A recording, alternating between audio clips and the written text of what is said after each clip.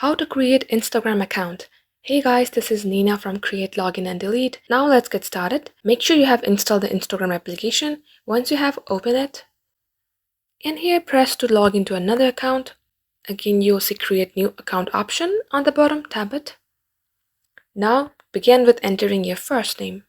Go next. Now enter your password. Also make sure your password is 6 characters long. Now if you want to save your login info, tap save. Now choose your date of birth. Then go to set, tap next. So your username will be displayed like this. If you want to change, you can change it. Now here enter your email address and phone number.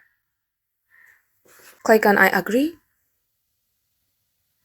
Now add a profile picture if you want, but I'm going to skip this step for now.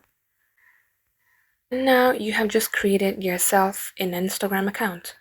That's all for today. Thanks for watching.